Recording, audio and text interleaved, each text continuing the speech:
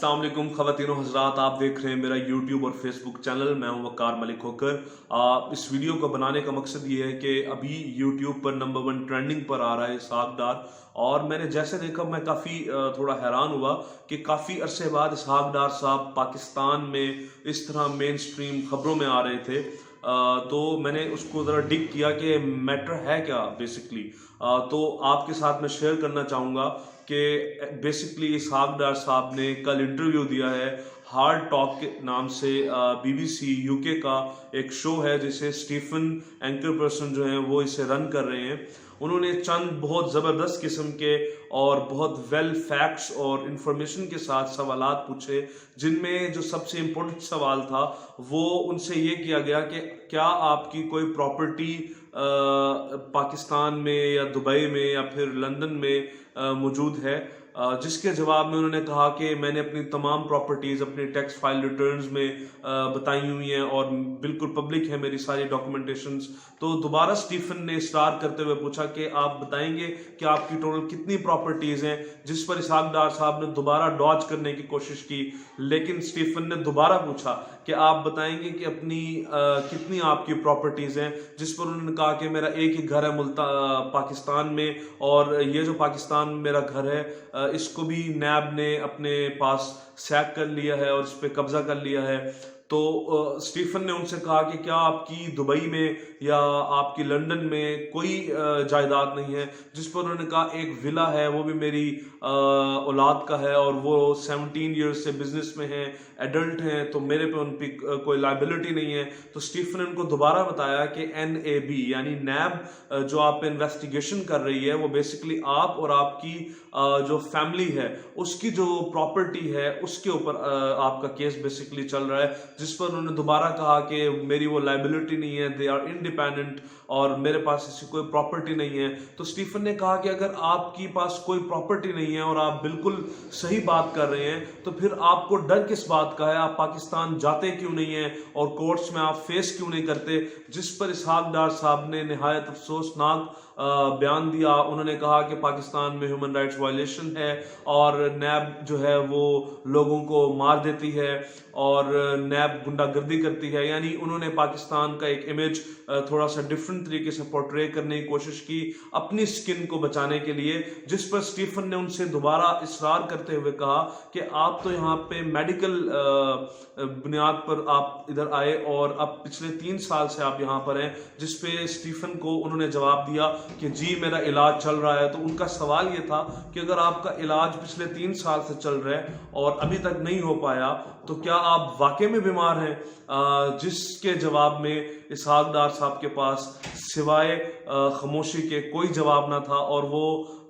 नज़रें छुपाते हुए नजर आए, जिससे कहीं ना कहीं पाकिस्तान की इंटरनेशनल मीडिया में शर्मिंदगी भी हुई, क्योंकि बिलाखिर जनाब इसहाक डार साहब पाकिस्तान के एक्स फाइनेंस मिनिस्टर रहे हैं, और चाहे वो नवाज शरीफ हो, इसहाक डार साहब हो या कोई भी ऐसा शख्स जिसके साथ पाकिस्तान का नाम अटैच होता है और वो पाकिस्तान के ऐसे मनसब पर रहा है जो बहुत रिप्यूटेड मनसब है, और अगर वो करप्शन के इल्ज़ामात हैं और मीडिया में उसका जिक्र आ रहा है नेगेटिव तरीके से, तो कहीं ना कहीं पाकिस्तान की जो एक खासियत है, पाकिस्तान की शान शौकत है, उसको भी नुकसान होता है। इसी के साथ जो दूसरा सवाल उन्होंने किया, जिसमें उन्होंने कहा कि आपकी जो गवर्नमेंट है, आप अभी प्रोटेस्ट कर रहे हैं गवर्नमेंट के खिलाफ, जिस प्रोटेस्ट में नवाज शरीफ जो कि एब्सकॉन्डर हैं, ऑफेंडर हैं, वो बहुत मुतहरिक हैं वक्त हुकूमत के खिलाफ। तो आप ये नहीं समझते कि क्या आपके पास मॉरल स्टांस है कि आप इस तरह की एक्टिविटीज़ कर रहे हैं। जिस पे इसहाक डार साहब ने कहा कि आप जानते हैं कि वो 2018 का जो ये इलेक्शन हुआ था ये एक रिग्ड इलेक्शन था, और इस इलेक्शन में बहुत सारी जो है वो मिसकमिटमेंट्स और मिसकंडक्ट उसको किया गया। काफ़ी जगह पर जो है वो बहुत सारे ऐसे केसेस रिपोर्ट हुए जो कि ये वाज़े कर देते हैं कि इस इलेक्शन के अंदर प्री प्लान रिगिंग का सिस्टम और नेटवर्क था। जिस पर उन्होंने बहुत फैक्चुअली जवाब दिया। उन्होंने कहा कि बिल्कुल मेरे पास यूरोपीय यूनियन की इंडिपेंडेंट रिपोर्ट है जो ये बताती है कि काफ़ी सारी कॉन्स्टिट्यूंसीज में काफ़ी सारे बूथ्स पर ऐसी रिपोर्ट्स आई कि कुछ मिसकंडक्ट हो रहे हैं, इलेक्शन कमीशन जो रूल्स हैं, एक्ट्स हैं, उनकी वायलेशन हो रही है। लेकिन एक जो लार्ज लेवल पे कमांड या एक ओवरव्यू दिया जाता है हर इलेक्शन पर, यूरोपीय यूनियन जो कि एक बहुत रेप्यूटेड और बहुत ज़्यादा ऑब्लाइज्ड जिसकी रिपोर्ट को किया जाता है, उनका ये कहना है कि पाकिस्तान के 2018 के इलेक्शन ओवरऑल एक साफ इलेक्शन थे और उनकी क्रेडिबिलिटी जो रिजल्ट आए हैं जिसमें इमरान खान साहब को वज़ीर आज़म की कुर्सी मिली है, ये रिजल्ट क्रेडिबल रिजल्ट हैं और इन रिजल्ट्स की बुनियाद पर वज़ीर आज़म की ये जो कुर्सी इमरान खान साहब को मिली है उसको दुनिया के अंदर भी एक्सेप्ट करना चाहिए। तो जिस पर उन्होंने जवाब दिया कि नहीं, अगर आप ह्यूमन राइट्स रिपोर्ट पढ़ें तो उन्होंने कहा कि इस तरह नहीं हो सकता कि आप अपनी मर्जी की पिक एंड चूज करें रिपोर्ट्स को, ऐसा नहीं हो सकता। ऐसा अगर आप करेंगे तो जो ऐसी रिपोर्ट होगी जिसमें बहुत ज़्यादा इसका नेगेटिव वर्जन होगा, आप उसे ले आएंगे। लेकिन मैं आपसे बात कर रहा हूँ यूरोपीय यूनियन की रिपोर्ट जो कि पूरी दुनिया में इंडिपेंडेंट मानी जाती है और ये वो इदारा है जिसकी दुनिया के अंदर साख है, जिस पर इसहाक डार साहब को निहायत शर्मिंदगी का सामना करना पड़ा। लेकिन इस सबसे जो बड़ी बात है वो ये है कि इसहाक डार कोई आम शख्स नहीं, बल्कि इसहाक डार साहब वो हैं जो जब भी नवाज शरीफ साहब की हुकूमत आती थी तो ऐसा एक मतलब इनको शख्स समझा जाता था जो बगैर किसी सवाल शक के फाइनेंस मिनिस्ट्री के जिम्मेदार होते थे और इन्होंने इस मुल्क को लीड करने की जिम्मेदारी ली हुई थी और जिसके नुकसानात और चंद फवाइद वो पार्शली हमने देखे हैं और अब देख भी रहे हैं कि किस तरह मुल्क में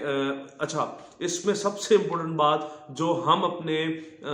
टीन एज में सुनते थे कि जब भी इसहाक साहब आएंगे तो डॉलर का रेट जो है वो नीचे चला जाएगा और हम मतलब तब हमें समझ नहीं आते थे, हमें मतलब यही लगता बेसिकली कि शायद ये कोई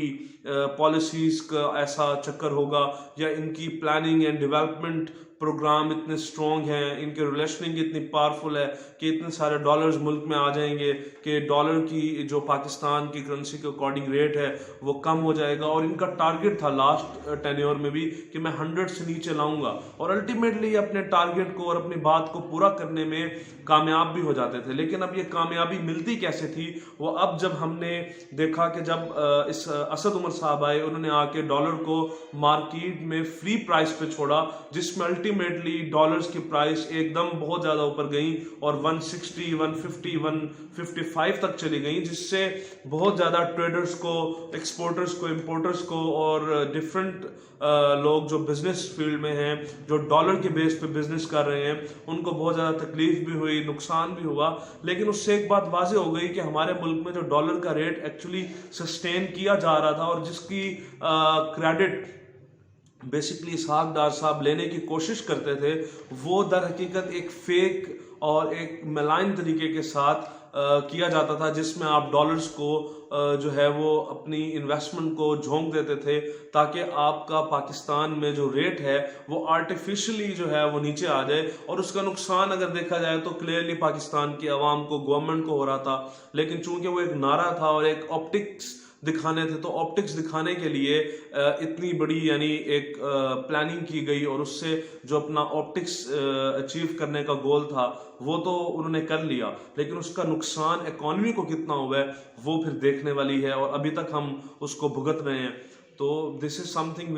विच needs to be observed and noted down. इसी तरह इसहाक डार साहब की और बहुत सारी कहानी है, वो अगली आपके साथ वीडियो में उनकी हिस्ट्री, वो कैसे आए और उनका सियासत में क्या रोल है, नवाज शरीफ के साथ उनका ख़ानदानी और उनका पॉलिटिक्स में क्या उनके साथ ताल्लुक़ है और पाकिस्तान की पॉलिटिक्स में इसहाक डार का क्या किरदार है, ये मैं अगली आने वाली अपनी वीडियो में आपके साथ शेयर करूंगा। देखते रहिए वकार मलिक होकर 360, सब्सक्राइब कीजिए, कमेंट कीजिए। बहुत शुक्रिया।